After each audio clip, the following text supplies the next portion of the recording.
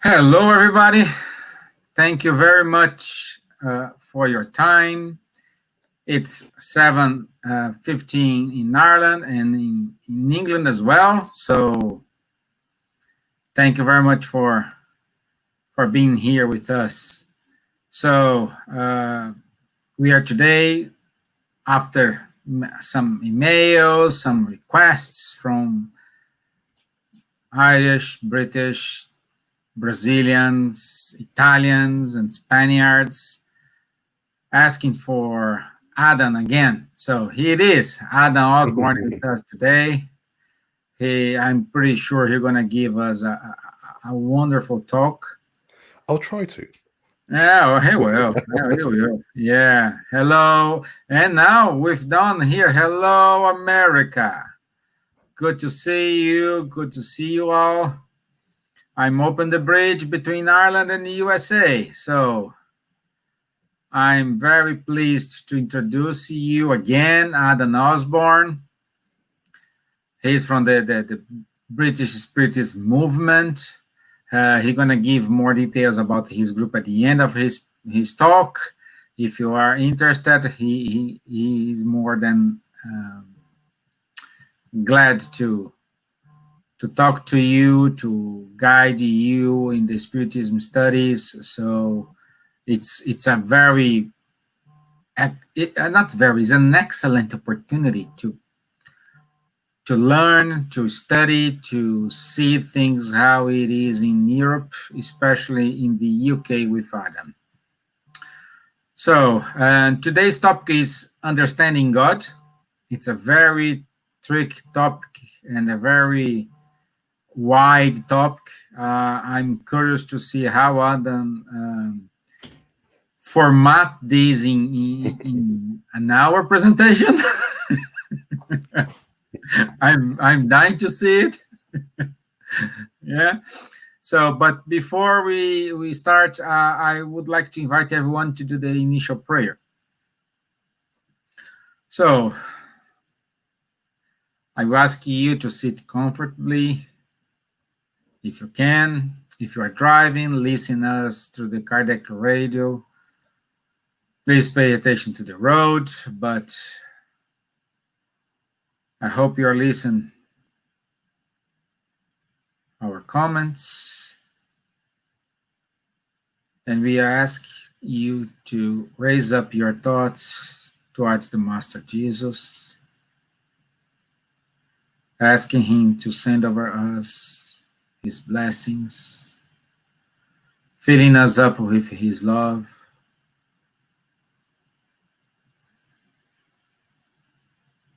May the good spirits who look after the Spiritist movement in Europe, in the UK, in Ireland, in the USA, be with Adam today,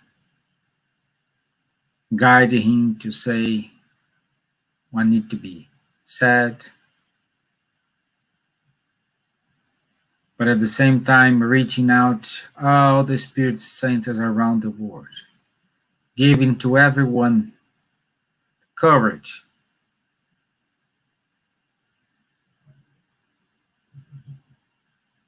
and the willing to fight against those who doesn't want to make this wonderful mission progress. May this prayer reach our brothers and sisters who needs any kind of help, even though they are incarnated or discarnated. So be it. Amen.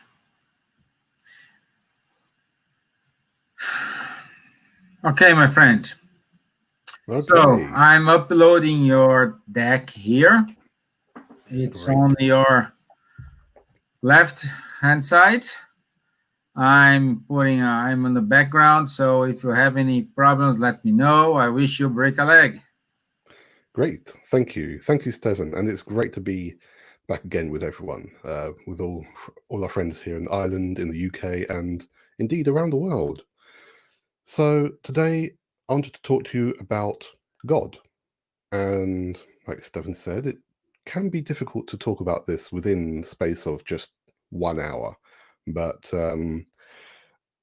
we'll see how it goes. So this talk itself has come about because there are many people who study Spiritism and indeed belong to different religions who have a problem with God, who find it difficult to make a connection, who only see through dogmatic religious ideas, through a view of a punishing God. And so this isn't going to be an in-depth talk, but more of just a stepping stone to help us to demystify, to help us to understand what this thing called God is, what God is. So, what is God? Let's look first at our personal views. So, how do we feel when we hear this name, when we see this name written down, this word God? How do we feel? What's the first thought that comes to your mind? What does it mean to you? Deep down. Perhaps it's positive, perhaps it's a negative feeling that you have. But God is, and has been one of the mysteries that humans have tried to look into and find answers to for a long time, for thousands, if not hundreds of thousands of years. And through the various stories, folklore from ancient cultures, ancient religions, we've built an image, a structure, a purpose of God. But how well do we understand that?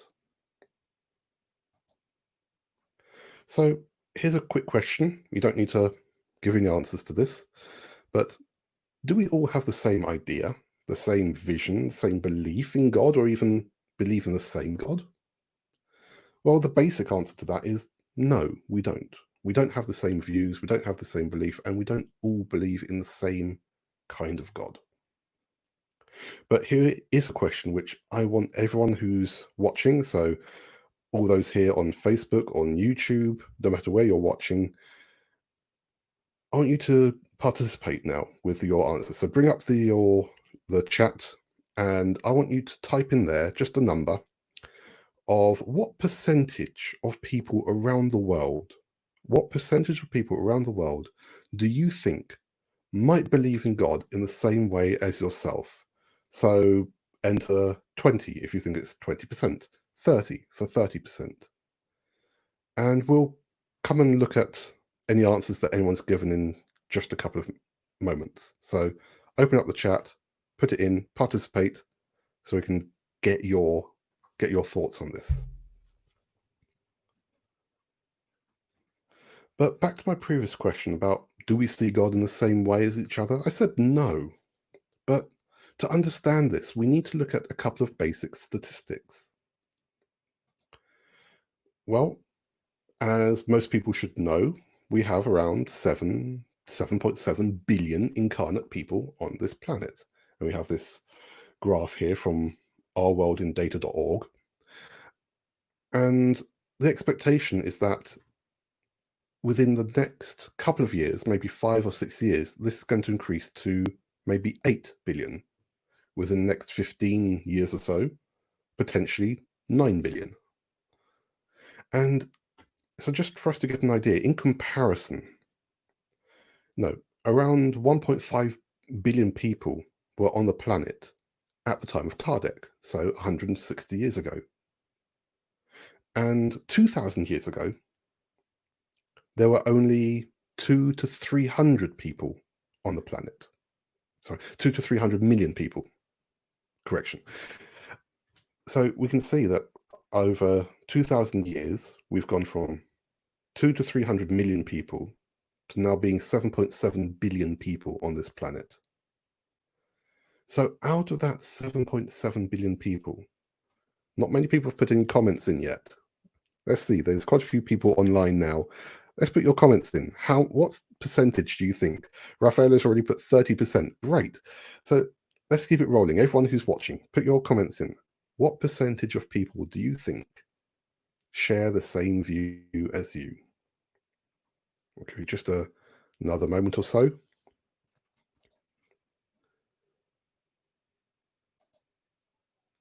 Well, to be honest, it doesn't really matter what number you put on, because on average, we will all think possibly 30%. And it doesn't necessarily line up with what the realistic thing is. So we got 30% from Rafaela, 60% from Val. And, most of the time, our view is our own personal view. And as it's our personal view, there won't be many people who will share that same personal view as us. But if we look at a bit more data, we can see a potential view of how many people may or may not share the same view as us of God. So here's a quick chart of the religions around the world, because we can't really talk about God without considering religions.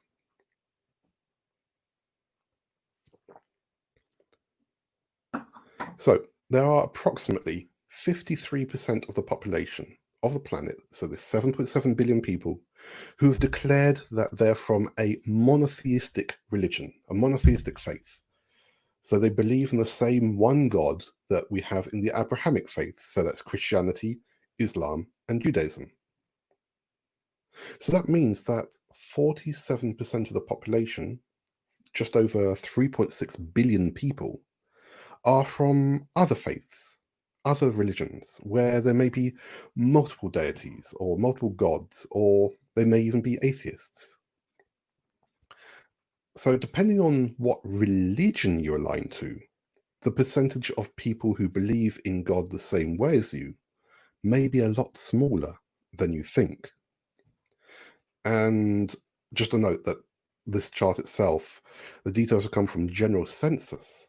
And although we have Spiritism itself actually highlighted on here,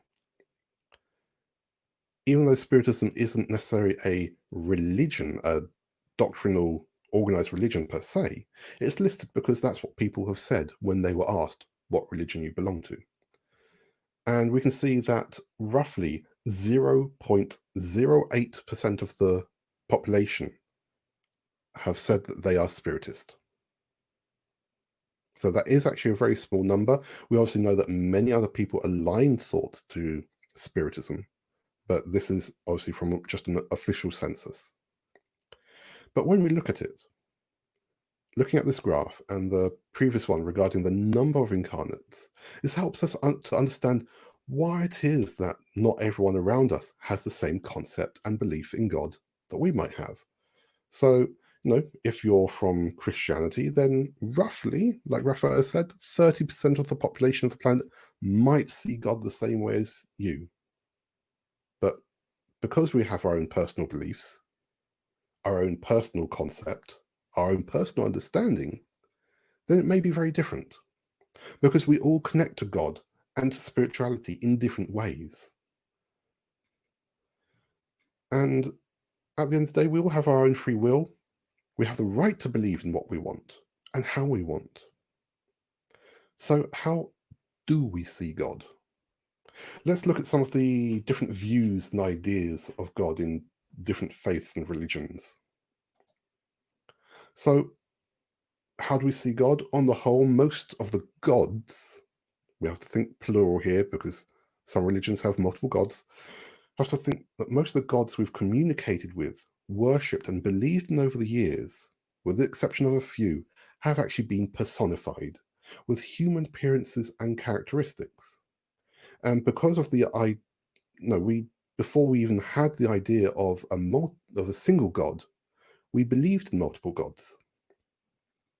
And the three biggest races which have influenced our personalized view, this personified view of God, has come from the Greeks, the Romans, and the Egyptians. So let's look at the ancient Egyptians quickly. So we know that they worshipped their gods through their empire, which was about 5,000 years ago, ending about 2,000 years ago. So for about 3,000 years, the Egyptians were around with their faiths and their cultures. And they had around 2,000 known deities. and people would worship many at a time. But there was actually a brief time where they believed in just one god, Aten. But that didn't last for very long, and apparently, I found this out just the other day, it was the pharaoh who is the father of King Tutankhamun who tried to instigate that idea, but it didn't hold well with everyone. But from the Egyptians, we can see that their gods were personified. They're anthropomorphic. They're the traits or emotions, or zoomorphic, animal gods. And their physical forms, the physical representation of the gods, were of the characters. So not literal appearance. Many people think that they believed that it was all the literal appearance of their gods, but it wasn't, because apparently many of these gods changed their appearance depending on their duty or even their mood. And all their gods were a mixture of male, female, hermaphrodite, and non-gendered. And an important thing to remember as well is that in the later dynasties of the Egyptian Empire, the pharaoh was actually seen as a living god, an incarnate god, mainly representing either Ra or Aten, so two main gods within the Egyptian cultures. Let's now look at the Greeks. So the Greeks also had many gods, and their gods started with what they called the primordial deities, the personifications of empty space, the earth, the sky, the night. And these gods developed into a mass of mythological beings, such as the Titans, or the Olympians, who you may have probably heard of. And of the Olympians, according to their beliefs, their chief god was Zeus, who lived on top of Mount Olympus. And we know that their gods were worshipped for about 1,000 years only. And then moving on from them, we've got the ancient Romans, and they based their cults and religions on all the other cults and religions that they absorbed. So they took on the Greek mythologies, the Egyptian religions and cults, as well as many European religions. And so all the main gods of ancient Rome were actually adapted versions of the Greek gods, with Jupiter. So we can see Jupiter on the right with his trident was the main god. And also we can see within art and things that the Roman gods actually took on very similar appearances and status as the Greek gods. Now, we talked about the pharaohs a moment ago, that in the later dynasties they saw themselves as the incarnate god. But with the Romans it was the same. So Emperor Julius Caesar, who famously loved Cleopatra, who was the last of the ancient Egyptians, she was the last of the pharaohs of ancient Egypt, he actually declared himself as a divine emperor, as a living god of Rome. And so he took that idea from Egypt into Rome, that the most powerful person of that empire should be called a god, a living god.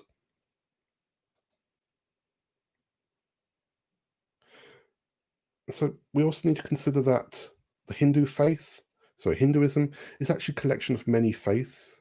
There are 33 main deities, but it's commonly accepted that there are actually 33 million gods in total. And within the Hindu faith, they actually have a trinary concept of creation, destruction, and preservation, which they represent with their gods Brahma, Vishnu, and Shiva. And many people think that it just stops there. You've got those and then all the other gods. But actually, very importantly, they do have the concept of a supreme god, a greater force above everything else, called Brahman. And that is the power that upholds and supports everything else in the universe, and has and always will exist.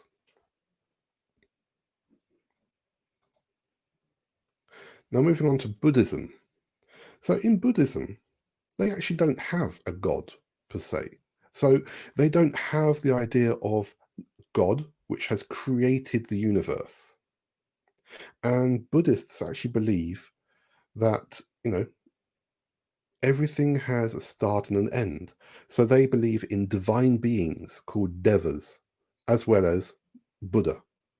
So the various Buddhas that have been around. And none are eternal, but all live simply a very, very long time. Because for them, everything follows the cycles of birth, decay, death, and rebirth. And of course, we also have to consider the Abrahamic faiths. And here, God is seen as a singular force. So it's in Judaism and Islam, there is no specific imagery to describe the appearance of God or the use of representations of God, except for items that represent maybe the manifestations of God, the nature, all the good things that we can see. And these are seen within art, within architecture. Within Judaism, there is the view of the hand of God. It's one of the few bits of artwork, but the hand of God, which is the hand that helped to bring people out of slavery.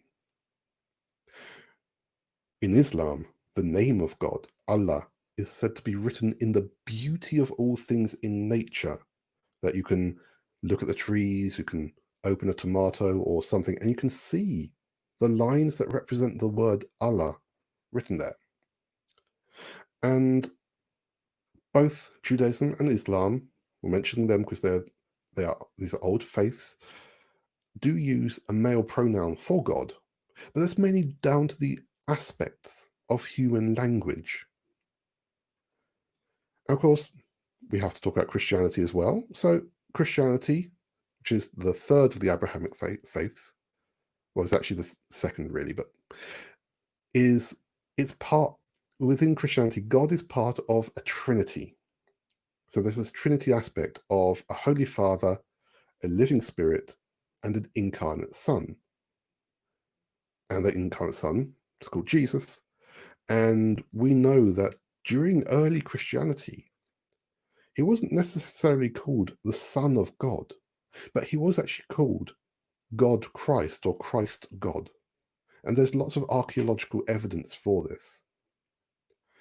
And we think that this may be because of influences from the Roman and Greek traditions, the Roman and Egyptian traditions of having incarnate deities.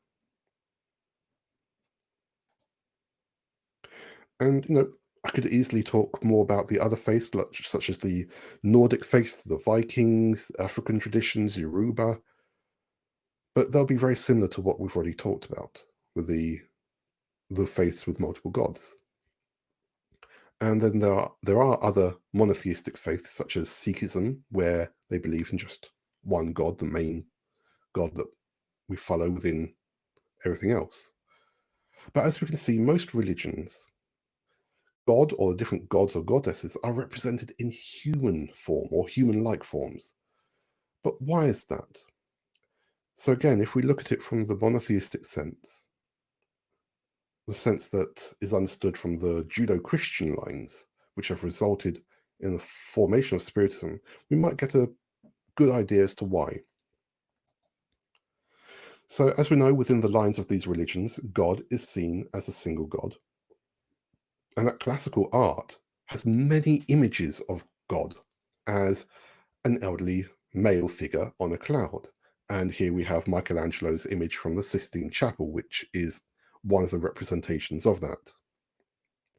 And in modern culture, media, theatre, there have been other representations of God as male, female, young, old, different skin colours.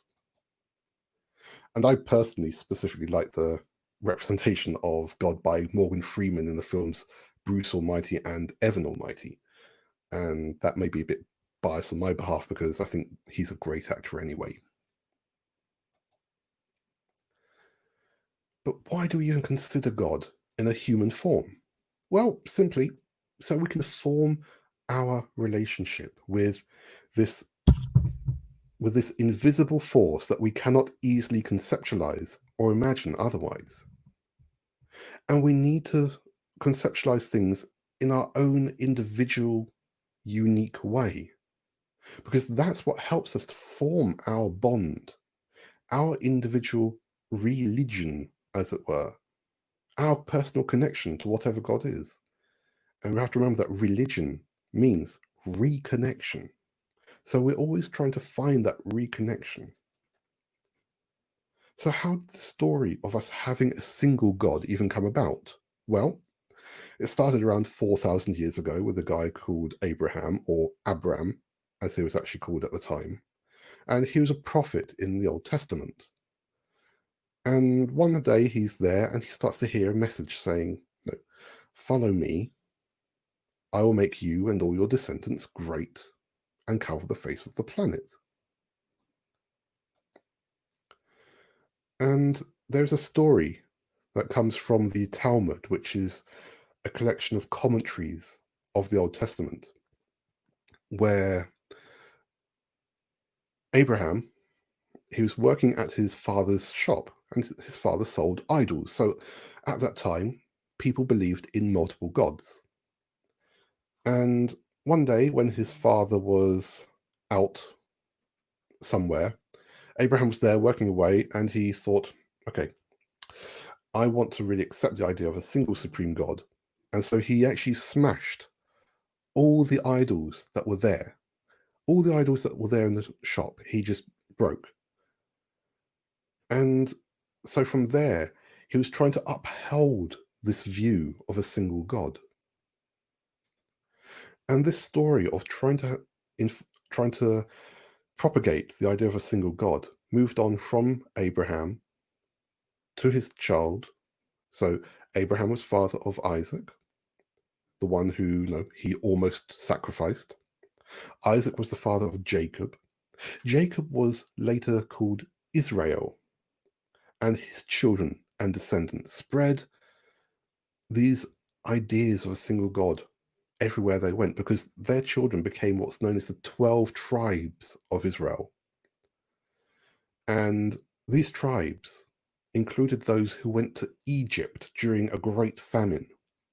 And for hundreds of years, all these people there in Egypt tried to keep their religion, tried to keep this idea of a single God, but were obviously influenced by the multiple gods the Egyptians were worshipping.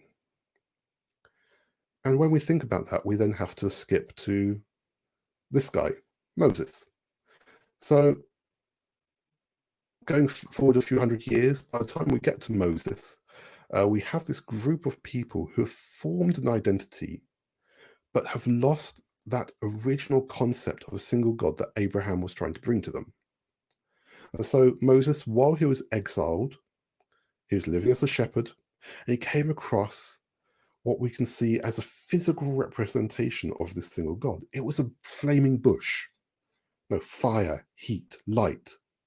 And these things, these are elements of formation, as we can use heat to create things, but also they're symbols of destruction, because obviously fire can burn. And so this flaming bush, this energy, announces that it is God. And when Moses asks, what name do you have? It says, I am what I am.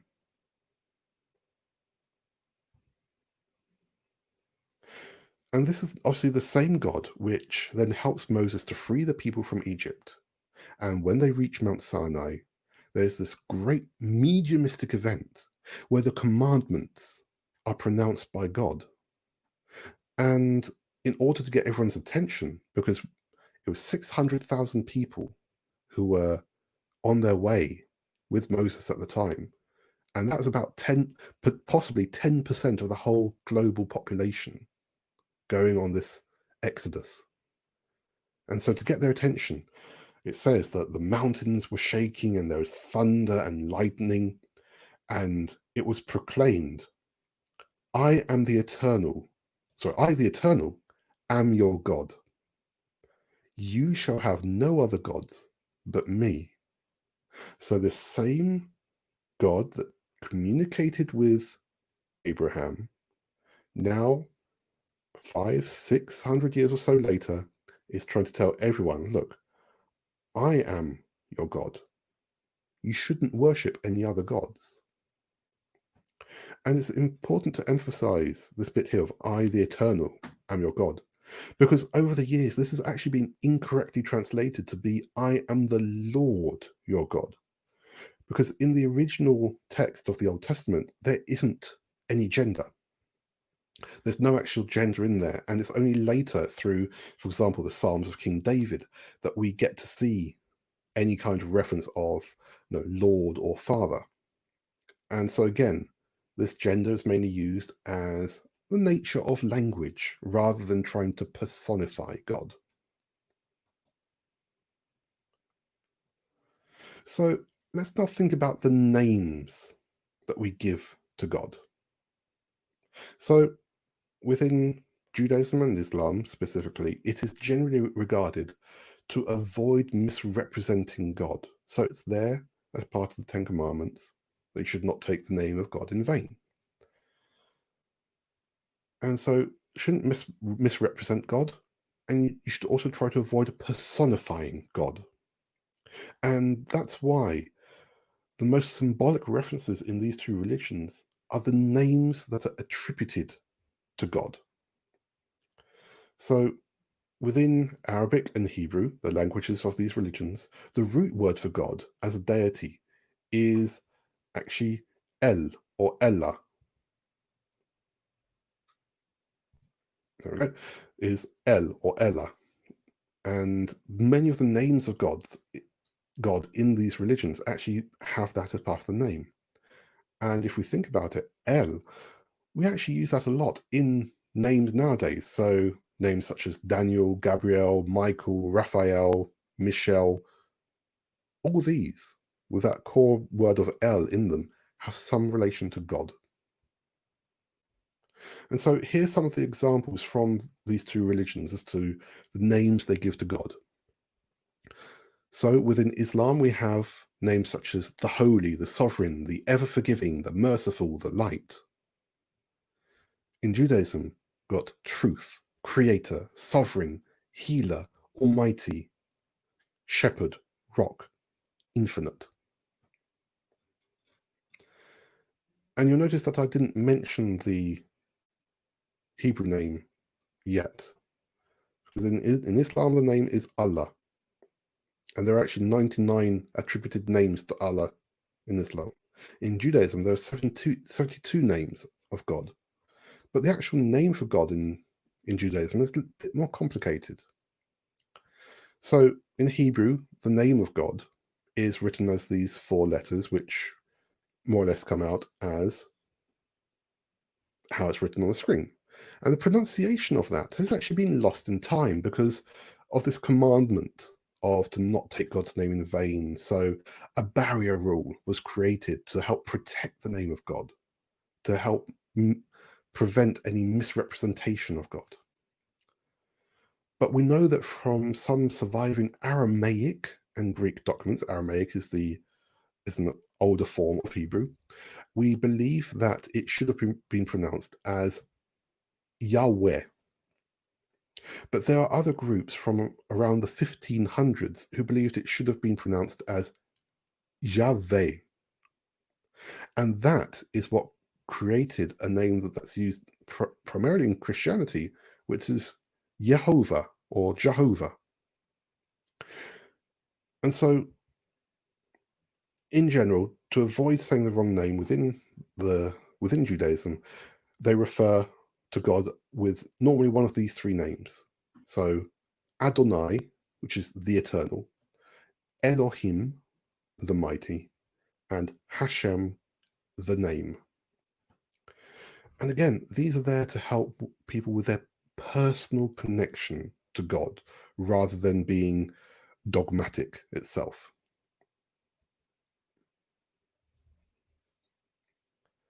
And what does Spiritism say about this? So, when we consider all this historical information regarding our understanding, our personal connection, the way that we honor or worship God, it's clear that we might use all of these names and symbols, images, to help us comprehend God and our relationship to God. And so it's not surprising that within Spiritism itself sees all these aspects and elements of God very much in the same way as the religions we've already talked about. Those religions which believe in a single force, a single thing, a great universal force. So within the Spirits book, there's a few slides here which I'm going to just bring some bits from the Spirits book. And the first one is actually the very first question. And this is actually a really important question. The question is, what is God? And that question is there to help us get a definition of God. And notice that Kardec is not asking who is God, but what is God?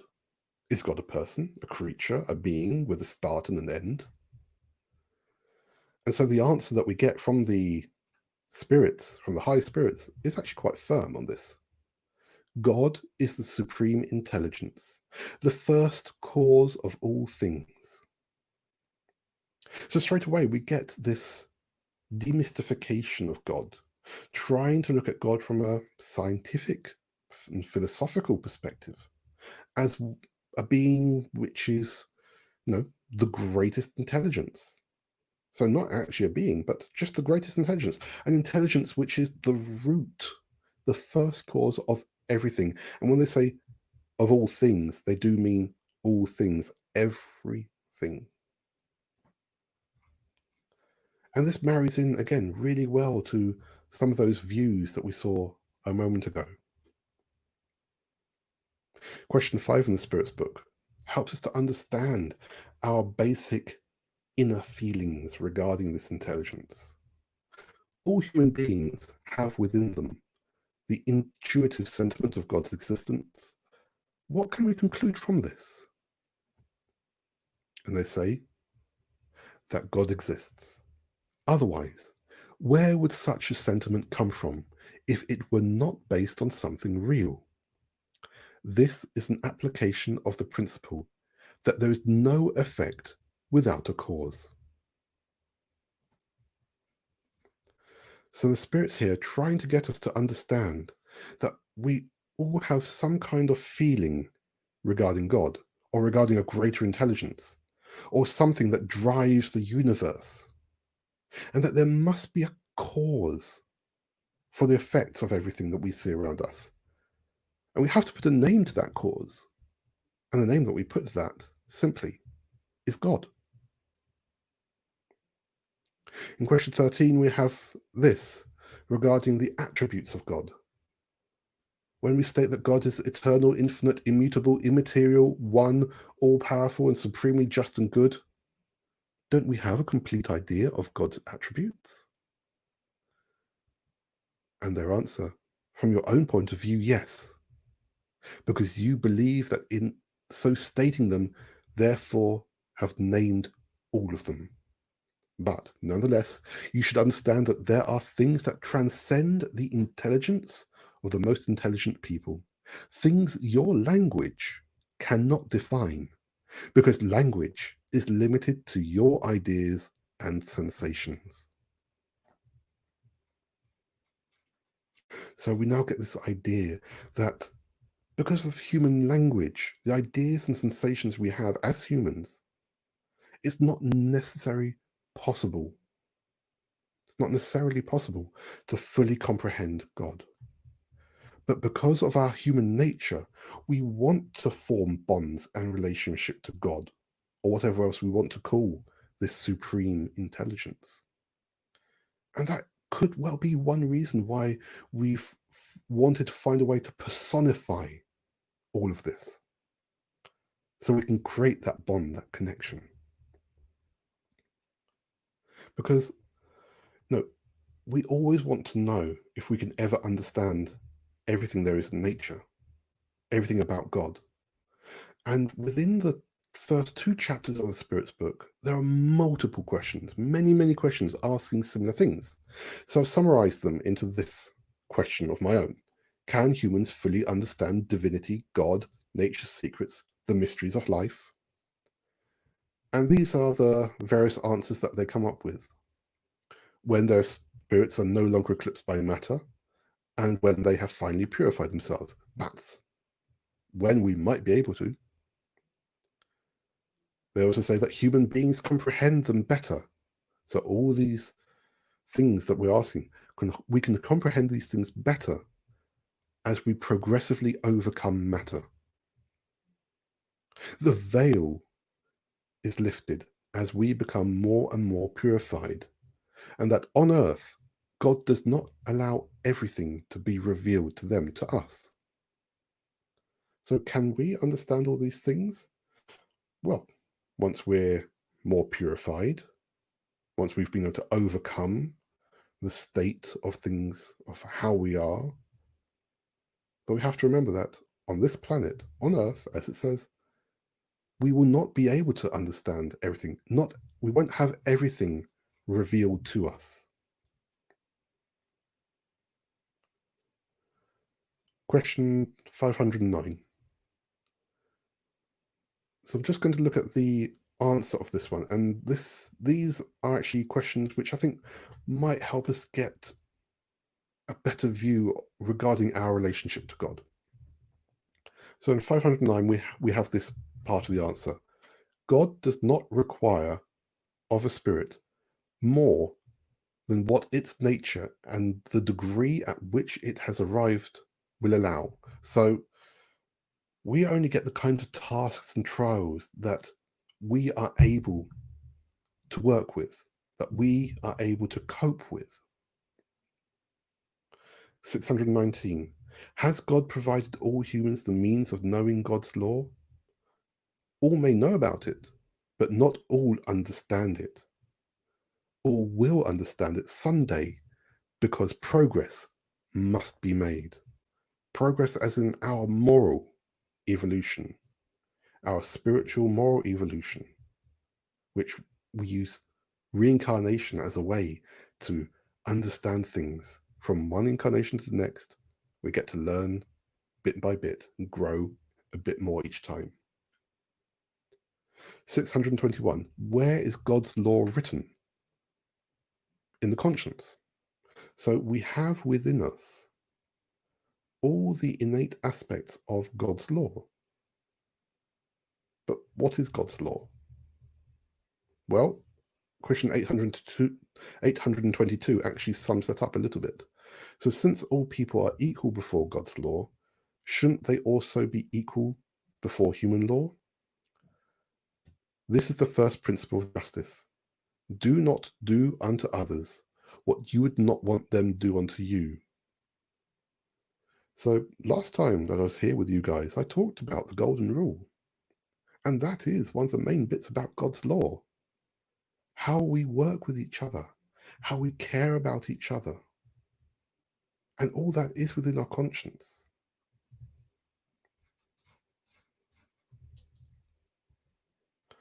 So, no, how can we understand God? Well, God is the supreme intelligence, the first cause of all things. Everything that happens, that has happened, that will happen, has been sparked by God. That's question 1 of the Spirit's book. All the images and attributes that we have around us are actually here to help with our connection to God. Because it isn't easy for us to conceptualize something that is invisible. We all have inner sentiments regarding this intelligence. Even those who reject the ideas of God believe in something. And as we see from the Spirit's book, God, we should consider not as a who, but a what. So God is more of a label than an actual name. But of course, we can give God whatever name we feel comfortable with. because we have to have that comfort. We have to have comfort in order to form our relationship to God, our own personal religion, our reconnection. And as the spirits tell us, we will understand the laws of God and God's justice much better in the future, because we're just not necessarily ready to understand it just yet. So, as such, we don't really need to fear God, because there are many people who do fear God. We do not need to be afraid to say that we cannot understand God, because many people do not understand God. But also, we shouldn't be stigmatized if we say that we do understand God, because we have this free will, we have this freedom to form our own connection. So we don't need to have this fear of having a connection or not, of believing or not. Now, like I said, this is more of a stepping stone rather than anything in depth, because I was hoping that this talk would be a way to help open up conversations about God, maybe within your homes, within spiritist groups, social circles. And so I wanted just to leave things which may help to get you thinking and potentially get you wanting to pick up the Spirits book in order to study it a bit more, to find out more about what Kardec and the spirits, the high spirits who brought these answers to Kardec, what they wanted us to understand from within the light of Spiritism itself. But before I finish, I wanted to leave you with a short clip from the film Evan Almighty, which for me helps, it's good to sum up our relationship with God. So I'm just going to try and share that now. So if you excuse me for just one moment while I try to bring this up.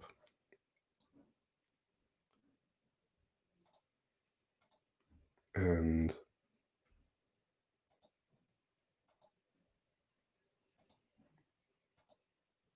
there we go. And we'll just ask Devon to include that.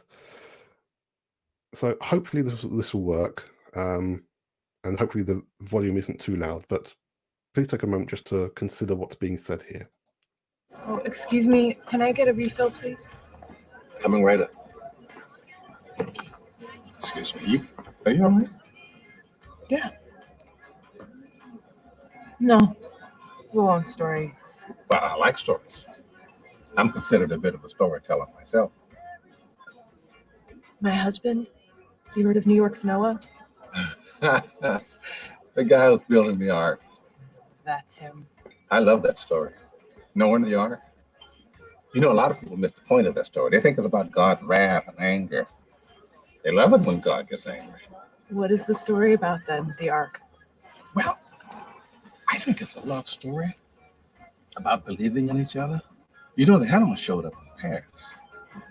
They stood by each other, side by side, just like Noah and his family. Everybody entered the ark side by side. But my husband says God told him to do it. What do you do with that?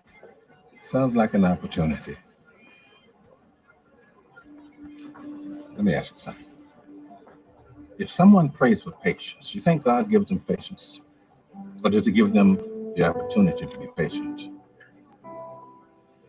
If they prayed for courage, does God give them courage, or does he give them opportunities to be courageous? If someone prayed for the family to be closer, do you think God zaps them with warm, fuzzy feelings? Or does he give them opportunities to love each other?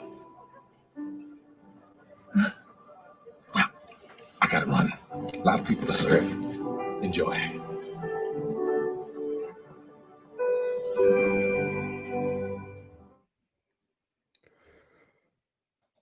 Yep, so I found that really, quite deep, especially for a comedy film. Here we have the character of God, and if you saw on his name tag, it actually says Almighty. that we're all here side by side, that we're all here to take care of each other, to to love one another, to be there for each other. That God isn't necessarily going to be there to give us everything we want whenever we want it, but perhaps the abilities that we need, the courage we need, the faith we need to overcome the different situations we're in. And so that understanding helps us with our understanding of God, of what God is, of how God can be applied to us and how we can relate to God. So thank you. I hope that this was a useful little talk. And if you want to contact us, please get in contact with the Kardec Group. Follow us on Facebook, on Instagram, on YouTube. Please go and subscribe to our YouTube channel. We have weekly meetings every Saturday morning at 10 a.m, Wednesday evenings at 6:30 p.m. So thank you. Back to you, Stephen.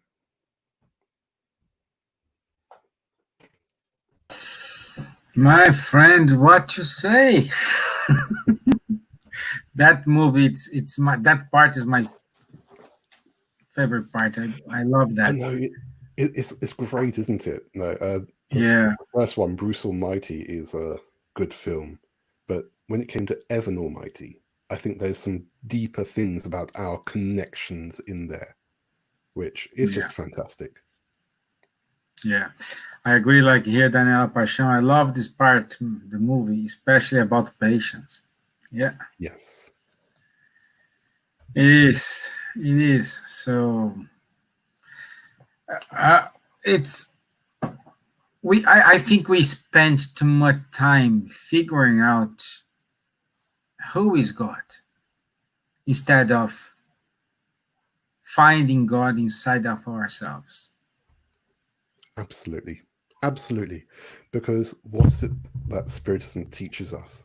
Teaches us that, we are created from this supreme intelligence. It's a supreme intelligence. It's not a person. It's not this figure on a cloud.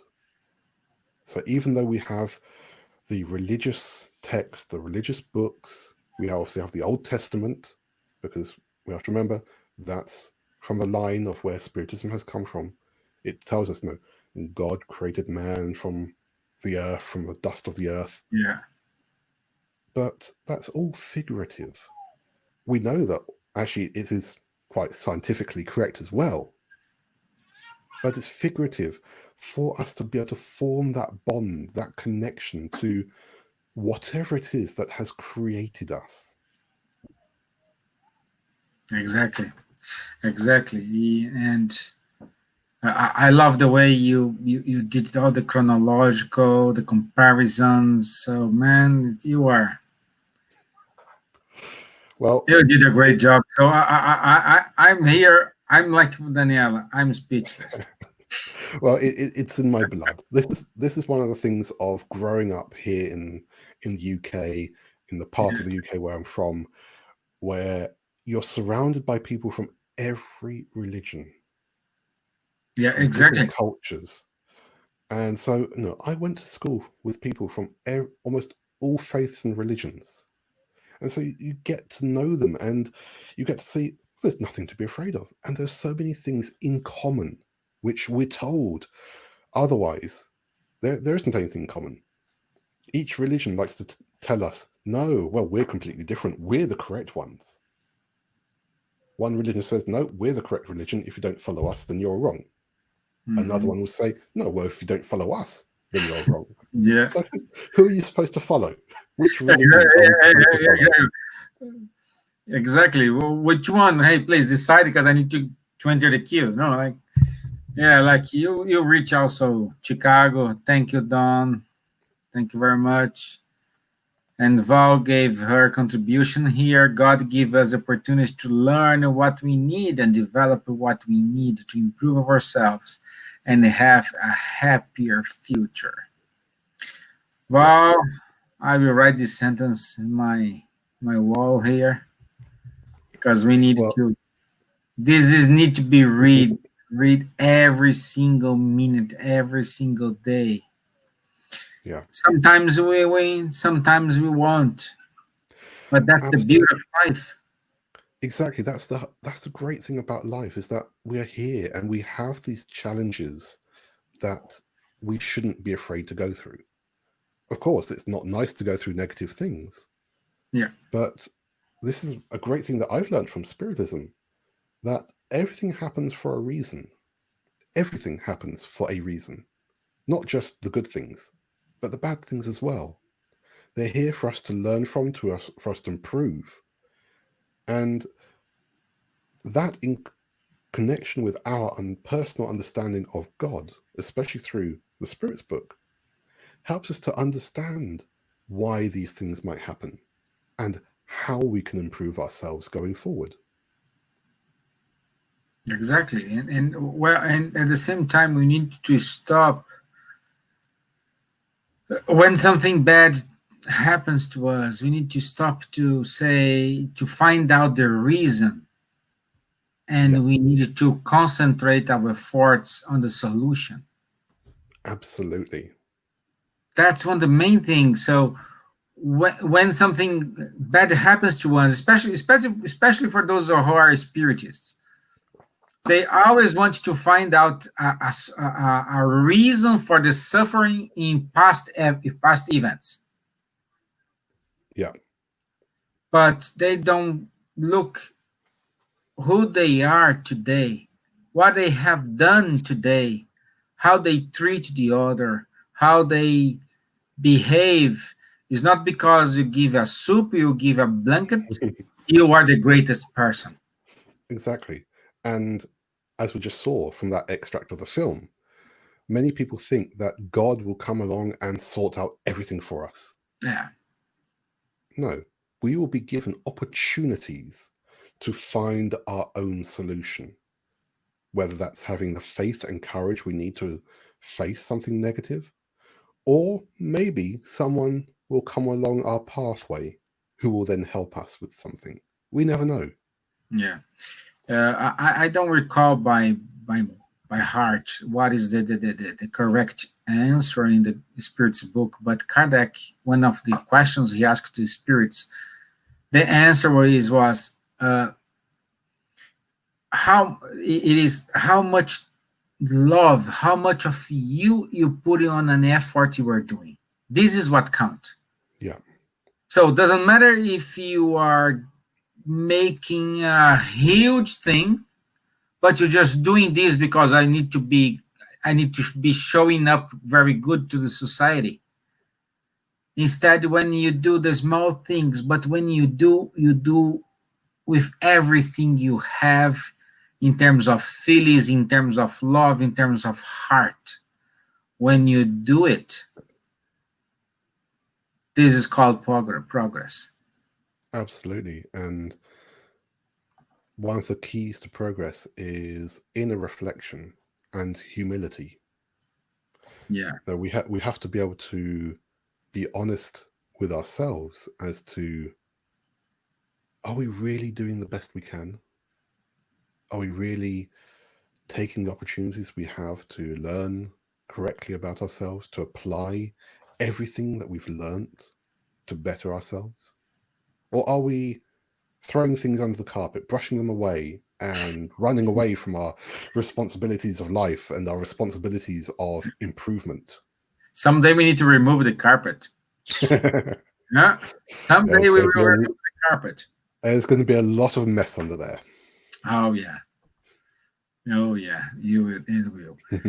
So Adam, again, I'm speechless. Thank you very much for It's a pleasure. Your effort in preparing this for us, preparing this for our life.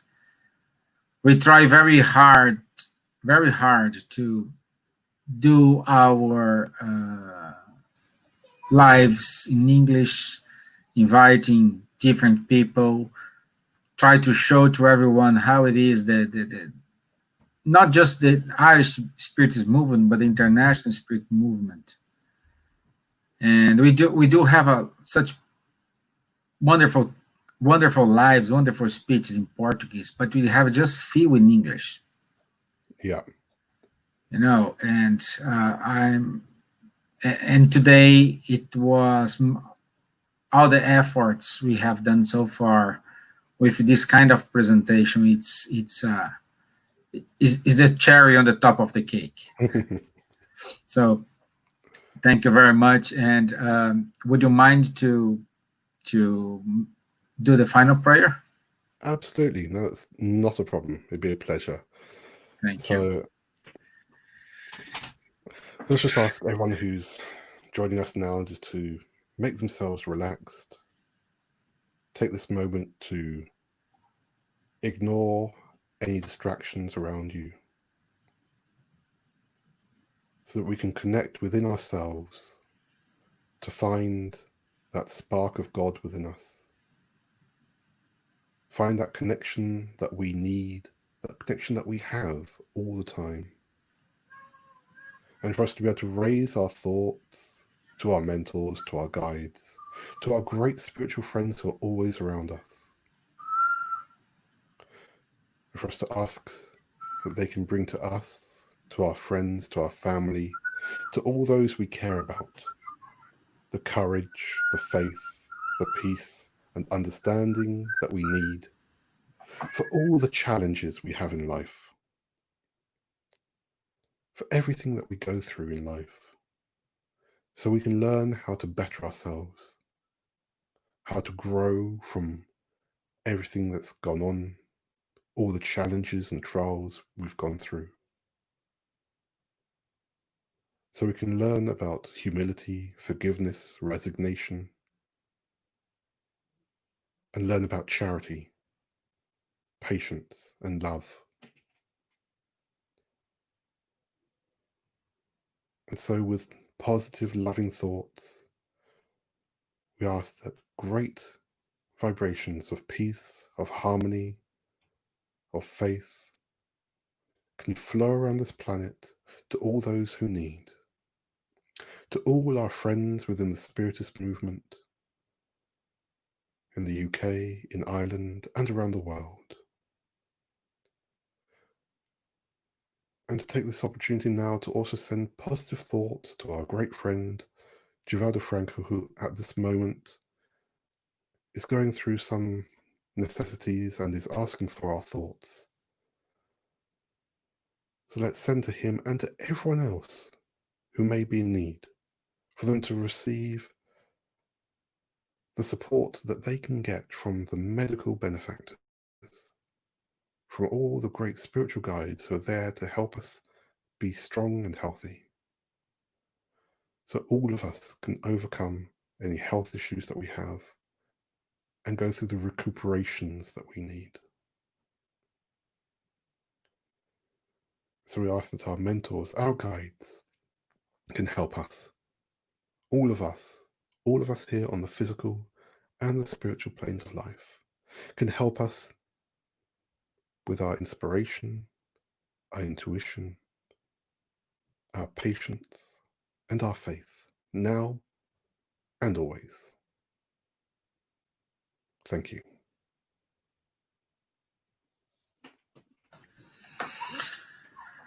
Thank you very much, Adam, again.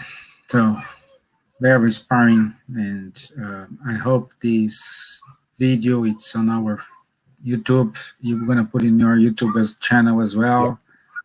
So may these inspire a lot of people, because it's what we have to do now. We need to stick with the basics and do it. Absolutely. Okay. Thank you all. Thank you very much. Thank you, my friends from the USA. Thank you, friends from England, to United Kingdom, from Ireland, from Brazil, From Italy, we do have here. From Spain, thank you very much for your time. I hope to see you next Thursday, and we will have our friend Charles Kemp. He's gonna share his moments with us. So, Adam, warm hug for you. Thank you. I'll see you. Thank you. Thank you. I will see you on Thursday. Thank you.